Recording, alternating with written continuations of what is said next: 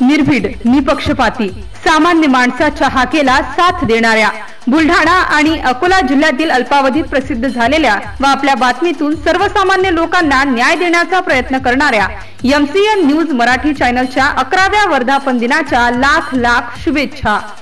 शुभेच्छुक doctor Prashant Bharatrao Ingale, कार्यकर्ते वंचित बहुजन आघाडी, हिवरखेड शहर, तालुका तेल्हारा, जिल्हा अकोला।